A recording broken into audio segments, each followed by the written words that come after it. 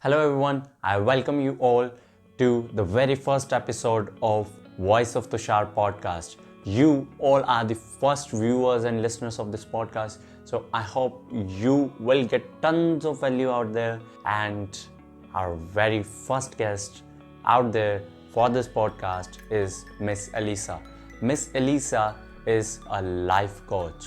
She helps clients all around the world to find their passion, their purpose, and improve themselves in their life.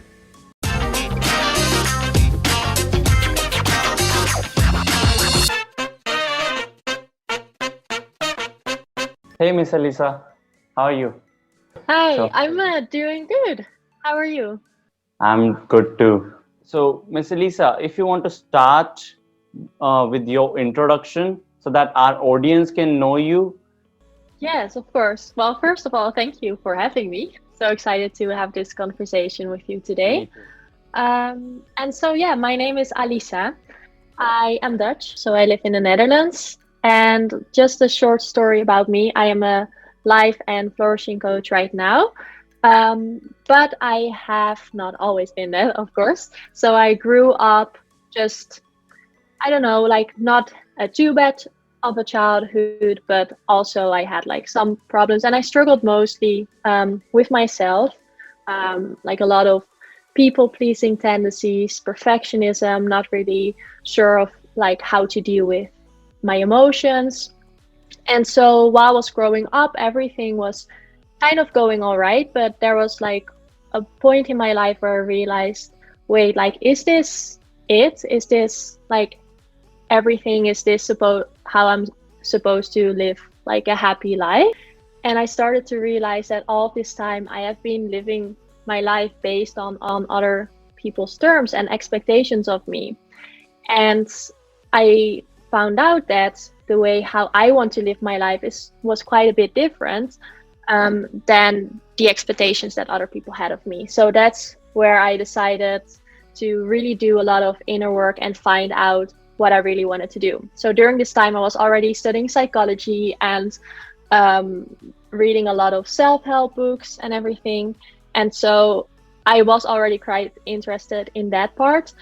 And yeah, I made it my mission to really, like, after finding the answers in myself and learning about so many tools that could improve your well-being and like being really who you are and who you want to be, that makes it up for like your good life, and that's uniquely different to everyone. And so I finished my bachelor's in psychology, and then I decided to dive into a master's degree in positive psychology. So that type of psychology is a little bit more focused on, well, let me say it otherwise. Normal psychology is focused on what is wrong with people and like fix that to become normal and to function normally again, while positive psychology is focused on like the most part of the people without any diagnosis, but make them really flourish. So instead of just surviving through life, really thriving and making the best of it. And yeah, now I've ended up here and I've done a lot of coaching certificates, and yeah. Yeah, Sorry, one of was them that a is bit from too the Jai much? Shetty Certification School. Yeah. So, can you Yes, supply. tell Yes, the right. audience how your journey was there? How did you get in there? And like, what did you specifically learn in coaching, which was different from your bachelor's and your master's? Yeah, yeah. So I did actually the Yes Supply coaching training, and they really dive deep into like life and success coaching, as well as a few other tools that help you with coaching. And even like though I learned already a lot of theories and like how the human work and the behavior and brain in like psychology, in this coaching training it really dives deeper into how you can specifically help people. And I think it's just a lot more practical, giving you a lot more hands-on tools that you can use in your daily life instead of just learning theories.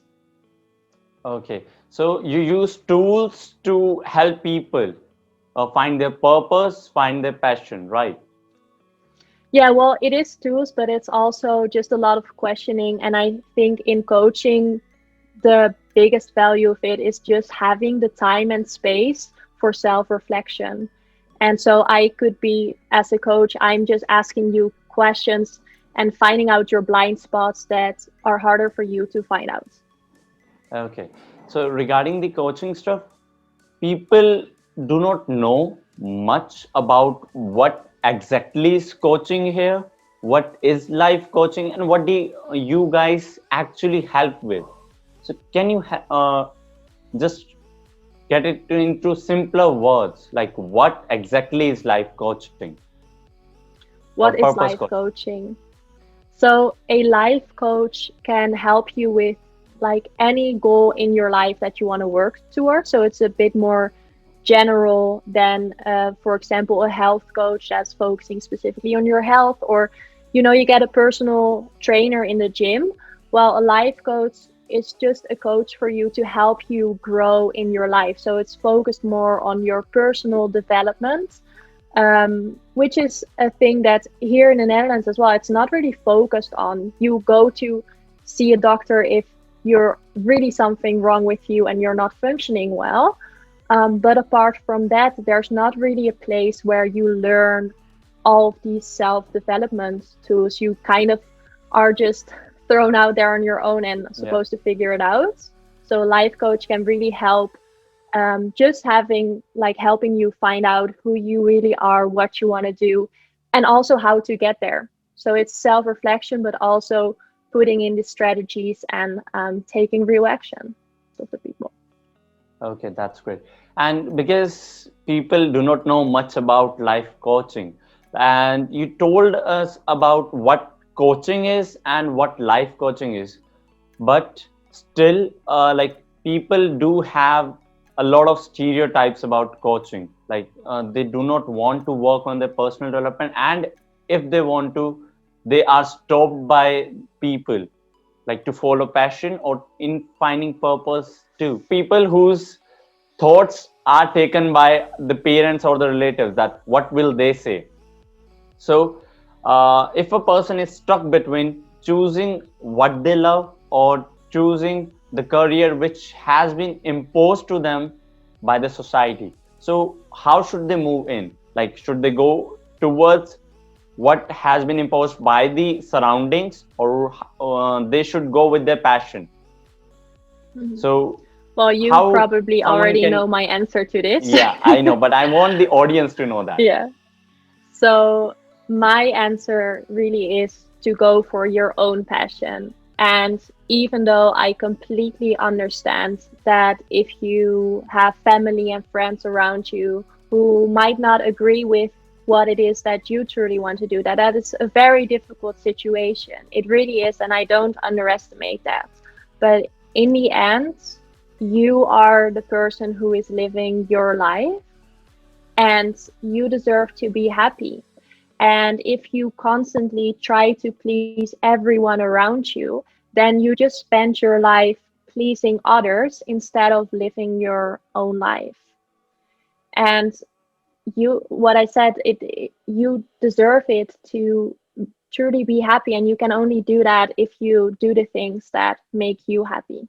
But for a person who is 14, 15, or maybe a person who is mature enough to think about something and make decisions, these people are stuck too. So what are the first steps you would want to suggest to the audience if you are stuck somewhere in choosing what you love as a career, or choosing what has been imposed to you by the surroundings? So what should be your first steps? Mhm. So the first step, I think, is just being really clear on what it is you want. So you mentioned like if you are feeling stuck between what you want and what others want of you. But even if you are not sure yet what it is you want, get really clear on that. And you can do that just by taking time by yourself and asking yourself questions like, what do I love to spend my time on? And like, what if like nothing else mattered. What if I could do anything? The answer would be yes. What would I do? So get really clear on what that is, and also know why you want to do that. And if you have that really clear, then you can just start. I think communication is really important. So being really open and clear, and sharing with the people around you why you want to go for something else, and also explain to them that that doesn't mean that you don't love them or you don't respect them. Just respect them, because those are different things, and sometimes it can feel like those two belong together, right? Like going a different career path means that I don't respect my parents or my family, for example. But if you can communicate really open and clear and say that that's completely different, then I think that's already a big step, and you will start to hear stories of others around you who might be dealing with the same thing. Now, like setting up the base for the coaching part two, like we talked about life coaching, what is life coaching, what we can do, how it is different from your other sessions, which are the consultants or therapy sessions and all. But there are a lot of things which we do not know about, like the Indian audience is unaware of. Okay, so why a person needs a life coach, when there is a mindset out there that you can have you can go study in college, move out of the, like graduate from the college, get that masters, get a job, and then your life would be what times takes you to. Why a person needs a life coach? And like, because in the mindset of the Indian community, there's something like, uh, you do not need these things. These things doesn't matter. I do not know much about the foreign communities, but in the Indian communities, people do not care about all these, not even the therapy sessions too. So what are your views on like why a person needs a life coach? Yeah. So, first of all, it's not that in life coaching I'm doing anything magical that you cannot do on your own. Um, but there happens something special when you work together with the coach, because it's really super high quality time that you kind of spend with your own thoughts. You kind of have to see it as you have the time to explore yourself, and you have someone to support you there. And what we said before, a life coach can help you with any goal you have set in your life, and also just find out more about yourself. And why that is important is because you are important. Like, it's important to do what you love to do, to spend your life stepping into your full potential, making yourself happy. Because if you're happy, then the people around you are going to be so much happier as well, because you are so filled up with passion and love and happiness that that overflows to other people as well. So in the end, it like makes more sense to do that. And maybe in the start you cannot see that very clearly, or other people around you, but in the end it's so important, to do what you want to do, so it makes you truly happy. Okay, like you have studied psychology too in your bachelor's and in your master's, but therapists and psychiatrists also like learn these things and have these subjects in their bachelor's, master's, or certifications. So how a coach is different from a therapist? Okay, so well, first of all, there's a psychology is like a very big area, and there are different kind of streams in there. And only if you study to become a clinical psychologist, that is what most people talk about as being a psychologist. Even though like I'm getting my master's in a few months, I cannot call myself a psychologist because I'm not a clinical psychologist.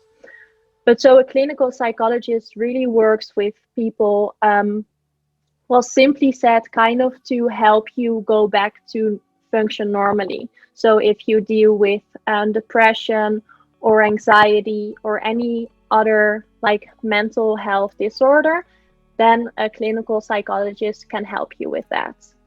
And so a coach is not licensed to work with people who are diagnosed with something.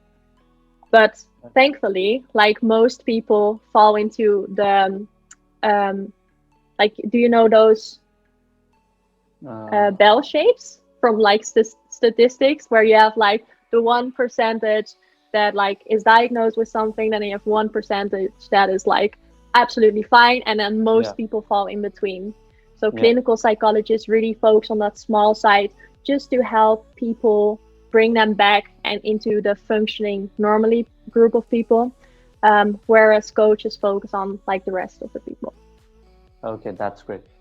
So, what are the key mechanisms which the coaches like you follow for your clients so that they can find what they are looking for? Maybe their purpose, maybe they are some people are looking for getting those values from you, different life values, and the other like learning of different things. So, what are the key mechanisms you follow, and what are the key values people look for?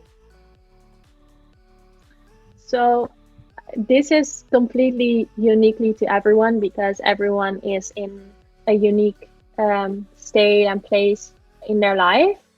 Um, but I feel, yeah, so it really depends on where someone is and where someone wants to go. But in general, I feel like as a life coach, I can help you get more clarity on where it is you are now and where it is you want to go and the steps you need to take to get there. So that's something that helps a lot, just getting more clear on that. And also, I can help you identify your blind spots and what is holding you back from getting there. Because sometimes we cannot see that ourselves, but by the stories that we tell, someone else might be able to pick that out, especially like if you're trained to pick those things out. So I can help you find out and discover like, are there any other things holding you back? And once we've identified them, we can also work on releasing those things so that you are able to make progress more easily, and really step into your full potential. And then, like any other goal that you want to achieve in life, it doesn't really matter what goal it is, but we can just help you get clarity, um, release anything like that might be holding you back from getting there, and then holding you accountable. I think that's a really important part as well, just holding you accountable and being there to support you. So I'm basically like your biggest cheerleader, always there to support you. Because the thing is, if you are working towards something, you might be discouraged every once in a while and it might be difficult. And then it's super nice to have someone there who is there, to guide you through that. Okay, so the mechanisms are different, but the values which people derive, some of the values are common, like finding out the purpose or learning out different things, right?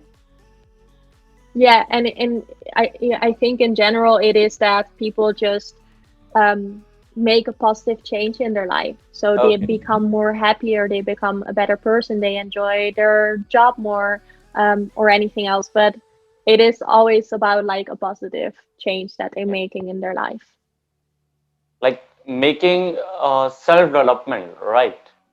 The Yeah, whole self coaching development. Yeah. process is for the self-development of that person or that client of yours, right? Yeah, that's all what it comes down to, basically. Yeah. Okay, okay, okay. So regarding the purpose part, like coming to the purpose part, which everyone is searching for, what is the purpose of their life? What they actually want to achieve? Like people have money, people have those social recognition, but in the inner self, they are empty because they are finding something that they too do not know about. So how can one find their purpose? What is the purpose of their life? What they want to do? I actually read a quote the other day, which I found really beautiful. And it said something like, the purpose of life is to give your life purpose, or something in a way, which means that purpose, there isn't one right answer for it. It's different from everyone. It might even be different in certain stages of your life. But you're the only one who can find that answer. There's no one else who can tell you what your purpose is. You can only find it, and you find it yourself by getting to know yourself better. So it's kind of related to what we just discussed, really taking more time with yourself. So, for example, like, go on a date with yourself, do something that you enjoy doing, do things on your own, go on adventures on your own, and find out what you like, what you don't like, how you like to spend your days. And slowly you're just starting to get to know yourself a lot more. And I feel like that just happens when you start spending a lot of time by yourself. Okay. So setting up small goals might take you to your purpose, what you were looking for.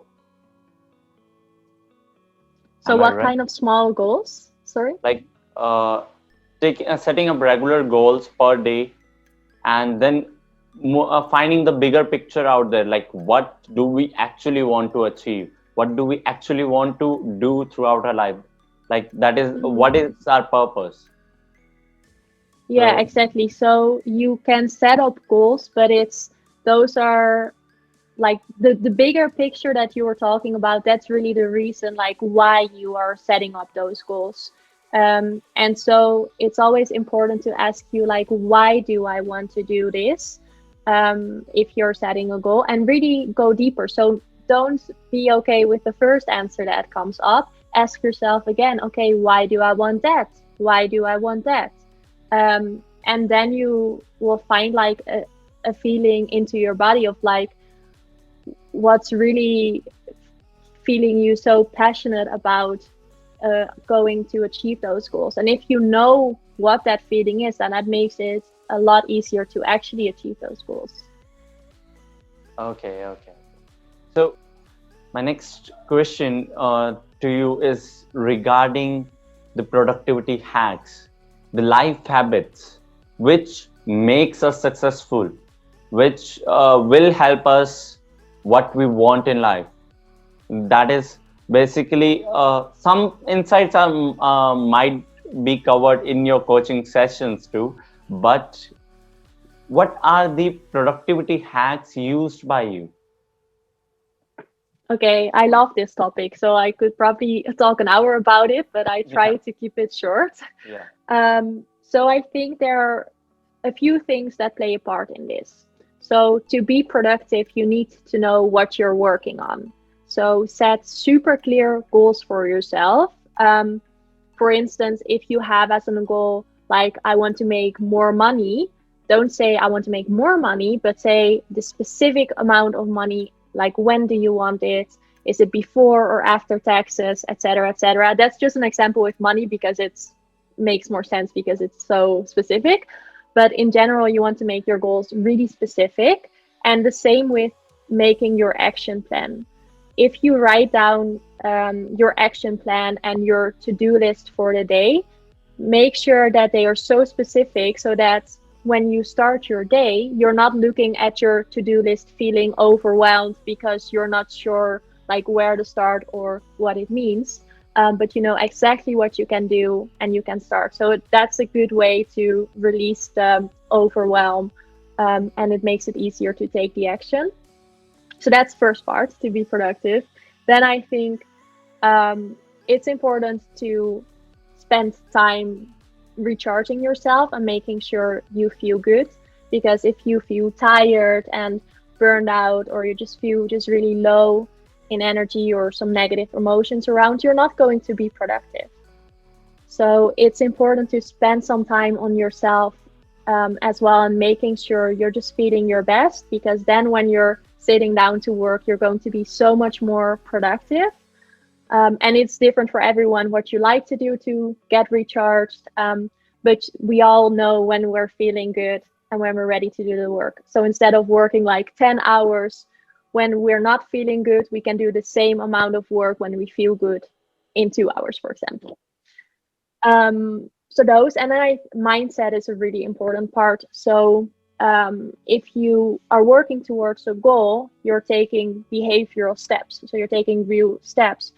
But if you're not really, if your mindset is still in the old place, then you're going to want to go back into your comfort zone. So to get out of your comfort zone, you have to stretch yourself just a little bit. So make yourself a little bit uncomfortable, but not too much to get into the panic zone.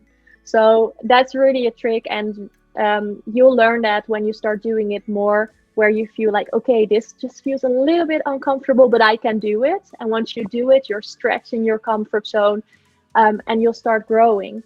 And sometimes it still happens that you'll take a bit of a bigger step and you land into that panic zone and you come back into your comfort zone. And that's fine too. Like, be kind with yourself always. But keep in mind that a little bit of discomfort is normal, and soon it will feel like it's your new comfort zone. When we talk about like productivity and productivity hacks and all this stuff, what comes into mind of literally everyone out there is, I want to be productive, I want to work, but I get distracted very easily. And sometimes some people feel like I'm not productive, and that is the reason I'm not succeeding, and they blame themselves for being unproductive.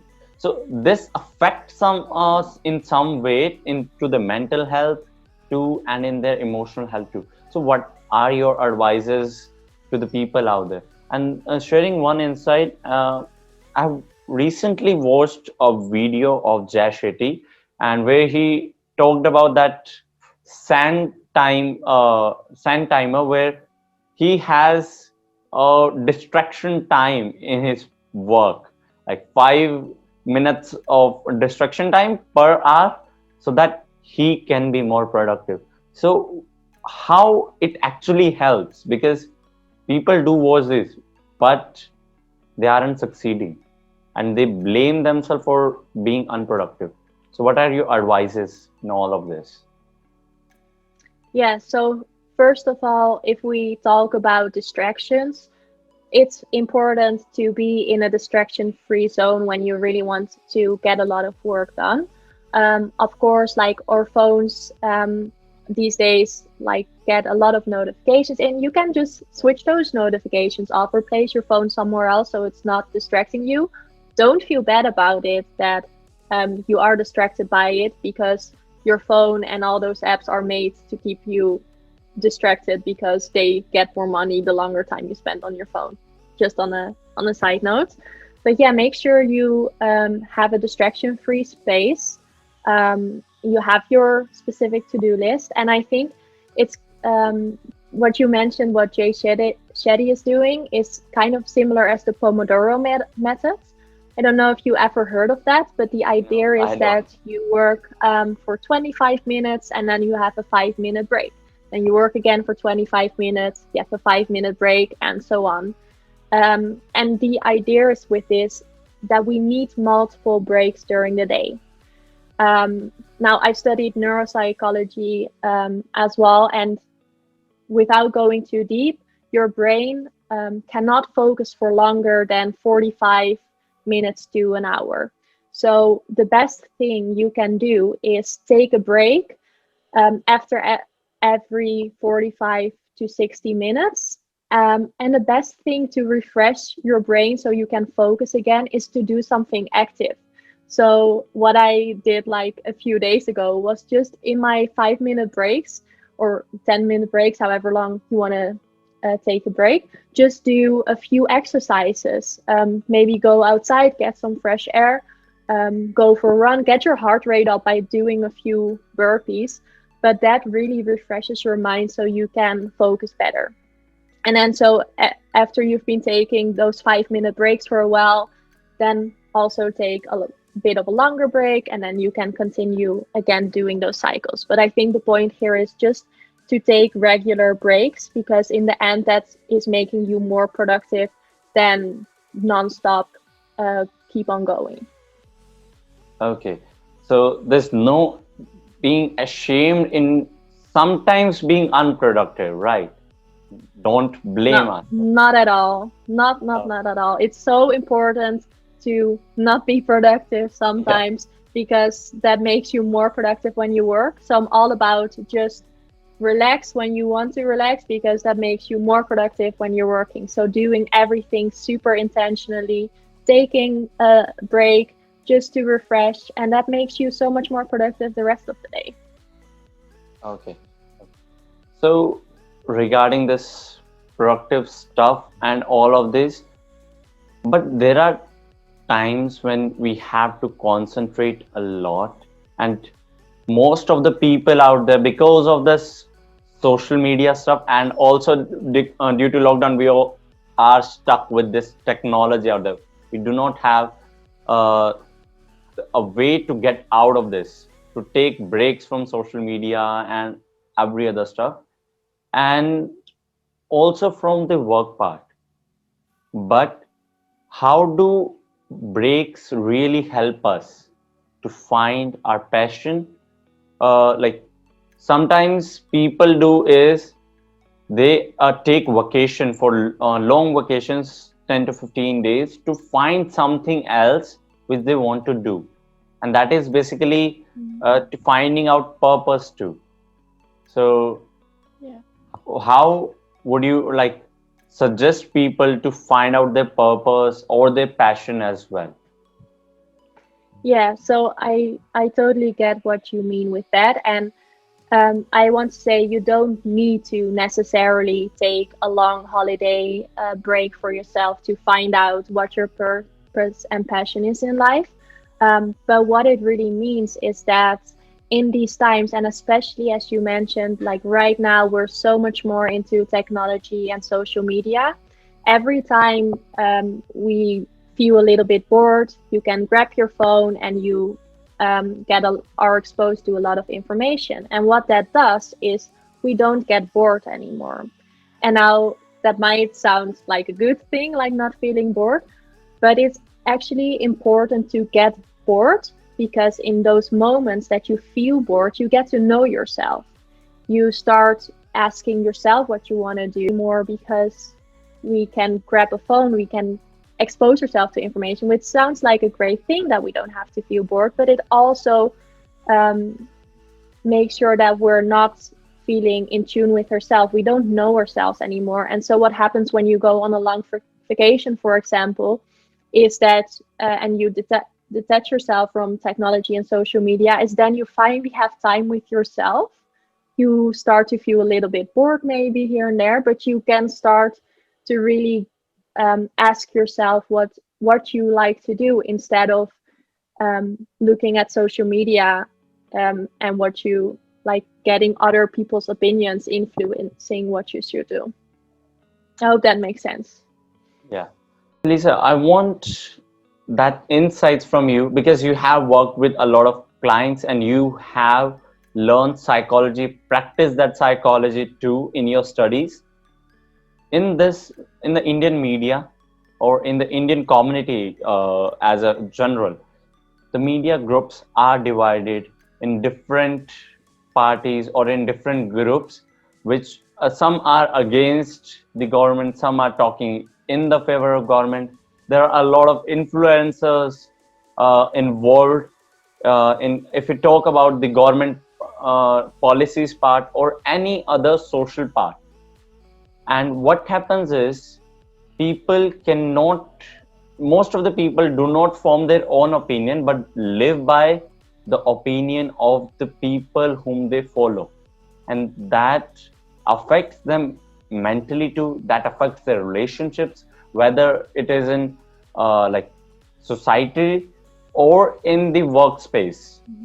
So what are your suggestions? How can people improve in this part, that they do not get manipulated, they form their own opinions? What are the things they should follow in this? Okay, so I think there are two important parts here. The first part is to realize how your brain works, and really simply said, the information you are getting exposed to most and what's being repeated the most around you, that's going to be installed in your brain.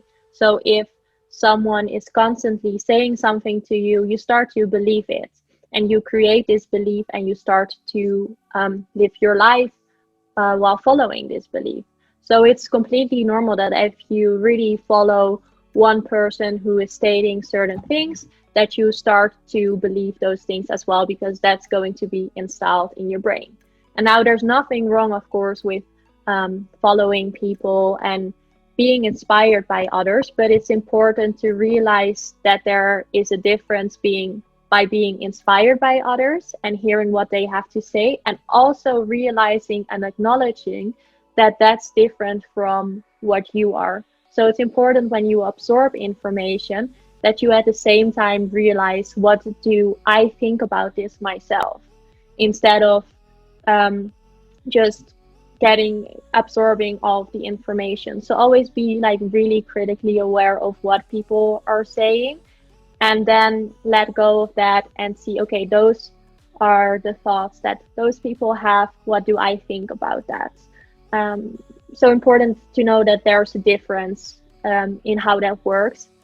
And second thing here is, which we already discussed before as well, is creating a stronger sense of connection with yourself to find out who you really are and what your values are. And the only way that you can do this is by disconnecting yourself from the others. Just, it doesn't have to be like forever, but just for a while, to really find out what you think is important without being influenced by others around you.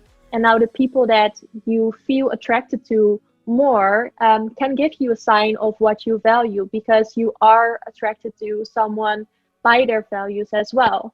But take that again as an inspiration, instead of like absorbing all of the information without thinking about it yourself. So it can be a sign of what you value, but also take some time without all of those distractions of other people's values and beliefs and thoughts, and really take the time to yourself and to find out what yours are. Okay. Regarding this thing, like, if people are getting influenced by someone, but what happens is that because your thoughts doesn't match with the other person whom you are working with or staying with, people have their relationships broken or sometimes salty because of the thought process. And how can someone overcome it? Because we need to have compassion, we need to empathize a lot with the other persons too, but because of the thought process, it is not happening out there. So how can someone can show more compassion towards the other person? Mm-hmm. I think it's important to realize that everyone is experiencing the world from their own perspective. So everyone has another idea of how the world looks like. And everyone is just trying to do the best that they can with the resources they have in the moment. So for example, you can probably look back at your life yourself and see yourself a few years ago, and you think like, oh, why did I do that? I know so much better now. But you just did the best with the resources you had at that moment. And now you have grown and you've known more. But maybe in 10 years, you look back at yourself now and you're like, oh, why did I do that? But that's just because you grow over time. And that's the same with different people. So everyone just has different information, has a different perspective on something. And that influences how we experience the world around us. And that's also why sometimes you can have two people experiencing the same exact situation, but they both have like a different experience of it. And that is just because we have a different view of the world. And once we understand that everyone has a different you, then we can start to respect that as well, because it's not that someone is right and someone is wrong. It's just that I have a different opinion than you have, and another person might have another opinion, and that's completely fine because we're just all doing the best that we can. And so it's always important to realize that someone that gives you advice or shares any thoughts with you is sharing that from their perspective of the world, and it doesn't have to match with the perspective that you have of the world. Okay, that was a very powerful insight regarding building up compassion. And it is the kind of advice which will help people in all the aspects. Like, whatever the situation is, you just have one thing to build up that compassion with or empathize with that other person. We need to have good values and beliefs, but people do not know much about how to build good values and those beliefs which will help them in future. Because what happens, regarding the belief part, people form beliefs with their surroundings. They form beliefs what they consume or what they experience in their surroundings. So how can one form good values and beliefs?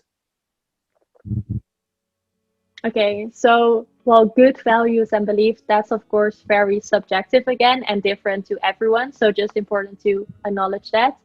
And yeah, the thing is, what you mentioned, especially when you're younger, so between the ages of 0 and 8, you're just in this mode. And it's also like you have different brain waves in during that period of time where you're just absorbing information around you, but you're not really that critical about what it means. So you can, for example, um, get instill a belief that you are not worthy, or that you're not good enough.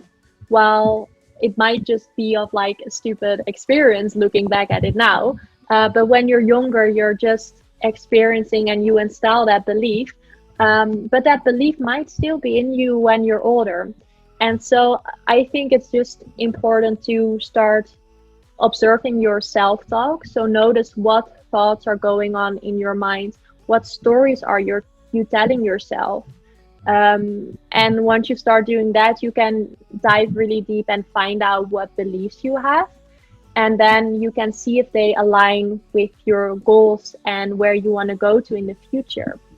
And so if they don't align, because sometimes they are limiting beliefs, so they're literally like limiting you and making it harder for you to move towards your goals, then it's really time to start working on them. And so a good way is to really identify that belief and see it as a belief. It's not the actual truth, it's a belief that you've installed in you. So for example, you can start building evidence against that belief.